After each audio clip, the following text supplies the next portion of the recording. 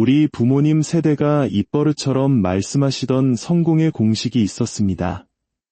열심히 공부해서 소위 자가 들어가는 직업을 가지면 인생이 활짝 편다는 믿음이었죠. 의사, 변호사, 세무사. 그 이름만으로도 사회적 존경과 경제적 안정을 보장받던 시대의 상징이었습니다. 하지만 2025년 지금 그 철옹성 같던 믿음이 소리 없이 무너져 내리고 있습니다. 오늘 우리는 한때 대한민국 상위 1%의 상징이었던 전문직들이 어째서 깊은 밤 대리운전 핸들을 잡아야만 하는지 그 이면에 숨겨진 진짜 이유를 함께 따라가 보고자 합니다. 이 깊이 있는 이야기에 귀 기울여 주시는 여러분의 관심 하나하나가 저희에게는 큰 힘이 됩니다. 잠시 시간을 내어 좋아요를 눌러주시면 저희가 더 나은 콘텐츠를 만드는데 소중한 응원이 될 것입니다. 새벽 3시, 도시의 불빛이 하나둘 꺼져가는 시간. 한 중년 남성이 스마트폰 화면을 초조하게 바라보며 다음 콜을 기다립니다. 그의 낡은 외투 주머니 속에는 구겨진 명함 한 장이 들어있습니다. 그 위에는 대표 세무사라는 직함이 선명하게 새겨져 있죠. 낮에는 고객의 장부를 들여다보며 숫자의 숲을 헤매고 밤이 되면 헬멧을 쓰고 차가운 아스팔트 위를 달립니다. 주말에는 대리운전을, 평일 밤에는 배달 아르바이트를 하며 2중, 3중의 삶을 살아갑니다. 이것은 더 이상 영화 속 이야기가 아니라 2025년 대한민국 전문직에 감춰진 현실입니다. 법학전문대학원, 즉 로스쿨을 갓 졸업한 청년 변호사의 상황도 크게 다르지 않습니다. 강남의 비싼 월세를 감당하지 못해 여러 사람이 사무공간을 나누어 쓰는 공유 오피스 구석에 겨우 책상 하나를 얻었습니다. 의뢰인에게서 상담 장소를 묻는 전화가 올 때면 번듯한 사무실 하나 없는 현실의 등에서는 식은땀이 흐릅니다. 결국 늘 제가 직접 찾아뵙겠습니다. 라며 근처 카페로 향하는 것이 그의 일상이 되었습니다. 이처럼 화려한 간판 뒤에서 그들은 소리 없는 침몰을 계속하고 있습니다. 그렇다면 무엇이 이들을 벼랑 끝으로 내몰고 있는 것일까요? 첫 번째 원인은 바로 수익을 집어삼키는 고정비라는 보이지 않는 족쇄입니다. 고정비란 사업의 성패와 관계없이 매달 어김없이 빠져나가는 돈을 의미합니다. 사무실 월세, 관리비, 직원 월급, 그리고 4대 보험까지. 손님이 단 한 명도 오지 않는 달에도 이 비용은 자비 없이 통장에서 인출됩니다. 겉보기에 화려한 강남의 한 병원을 예로 들어보겠습니다. 연 매출 20억. 숫자만 보면 엄청난 성공처럼 보입니다.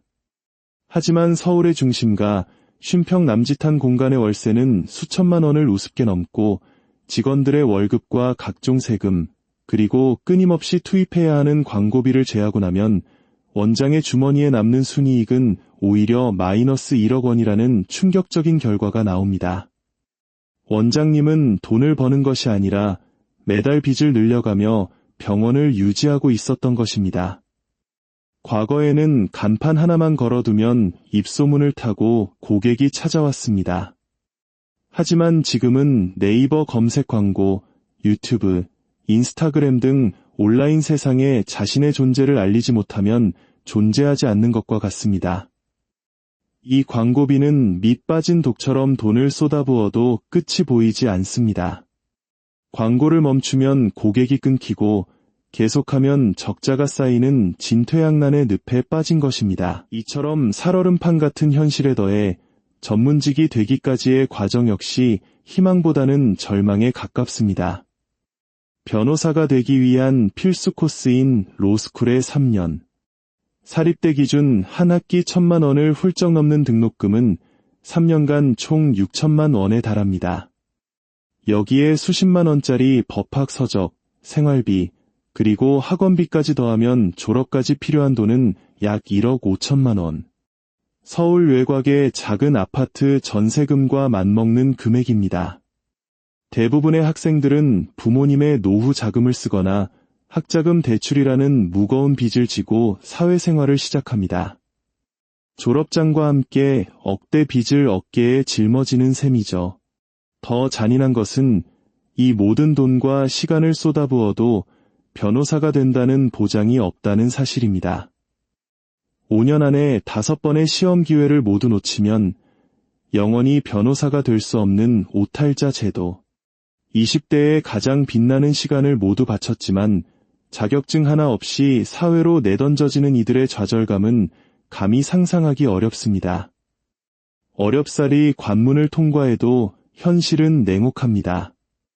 신입 변호사의 월급은 10년 전보다 오히려 줄었습니다. 천정부지로 솟은 물가를 감안하면 실질 소득은 반토막이 난 셈입니다.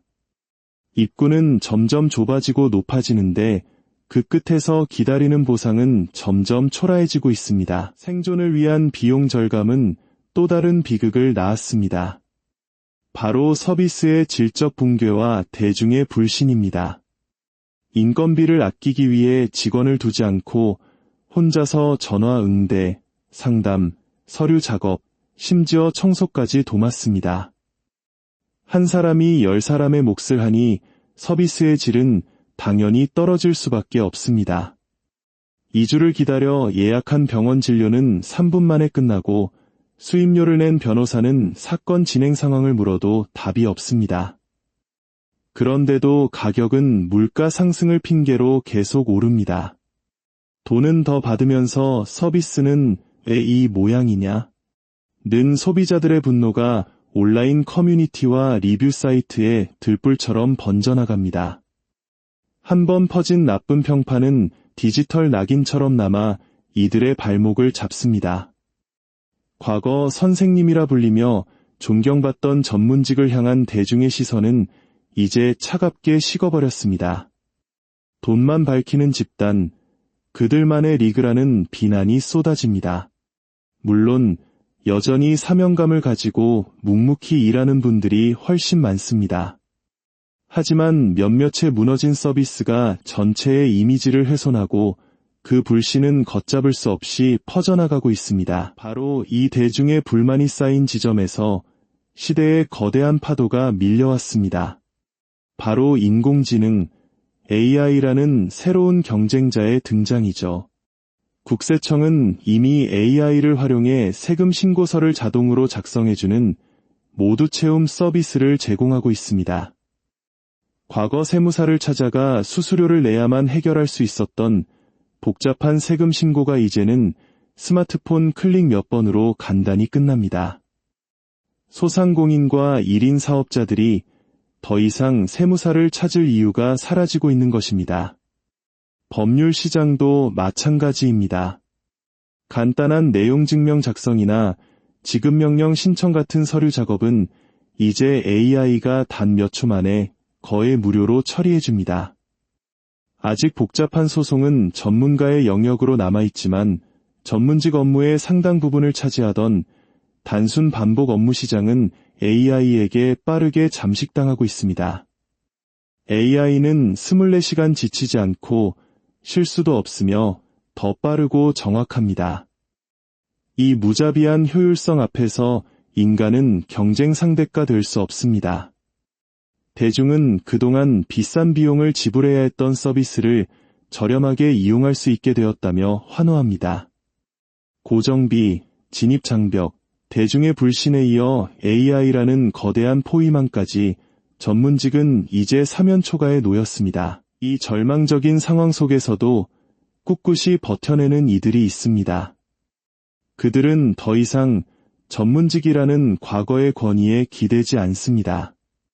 스스로를 사업가이자 영업사원으로 재정의했습니다. 저는 세무사가 아니라 고객의 세금 문제를 해결해주는 서비스업 종사자입니다. 한 세무사의 이 말에는 생존의 모든 비결이 담겨 있습니다. 그들은 직접 유튜브 채널을 만들고 블로그에 글을 쓰며 자신의 전문성을 세상에 알립니다. 사무실에 앉아 전화가 오기만을 기다리는 대신 각종 모임에 나가 사람들을 만나고 잠재 고객을 찾아 나섭니다. 직원을 줄인 대신 직접 고객에게 커피를 내어주고 30분 내에 문자에 답장하며 인간적인 관계를 쌓습니다. AI를 경쟁자로 여기며 두려워하는 대신 단순 업무를 AI에게 맡기고 남는 시간에 고객의 마음을 얻는 데 집중합니다. 기계가 결코 할 수 없는 공감과 소통의 영역에 집중하는 것이죠. 하지만 모두가 이렇게 변화에 성공하는 것은 아닙니다. 결국 버티지 못하고 폐업을 선택한 이들은 사무실 보증금마저 밀린 월세로 모두 잃고 억대 빚만 떠안은 채 거리로 나섭니다. 그리고 그날 밤 그들은 다시 대리운전 핸들을 잡습니다. 폐업은 결코 끝이 아닐 수 있습니다. 실패의 경험을 자산 삼아 더 작고 단단하게 다시 시작하는 이들도 혹은 전혀 다른 분야에서 새로운 길을 찾는 이들도 있습니다.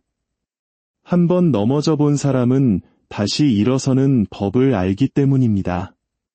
하지만 그 과정이 얼마나 고통스러운지, 그리고 지금 이 순간에도 수많은 이들이 그 어두운 터널을 지나고 있다는 사실을 우리는 기억해야 합니다. 오늘 우리는 한때 선망의 대상이었던 전문직의 몰락, 그 현실을 깊숙이 들여다보았습니다.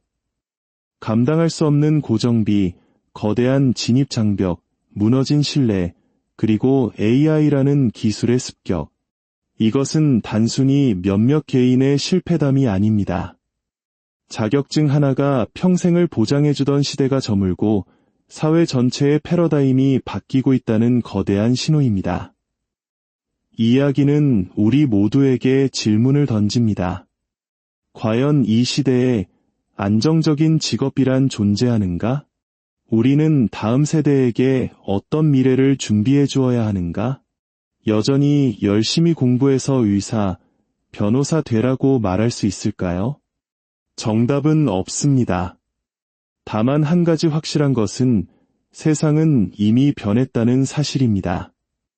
그 변화의 파도 위에서 우리는 어떤 선택을 해야 할지 이제 모두가 함께 고민해야 할 시간입니다. 오늘의 이야기가 여러분의 생각에 작은 울림을 주었다면 구독과 알림 설정을 통해 저희의 다음 여정에도 함께 해주시길 바랍니다. 여러분의 지지가 더 깊이 있는 이야기를 만드는 원동력이 됩니다. 다음 시간에 더욱 의미 있는 주제로 다시 찾아뵙겠습니다.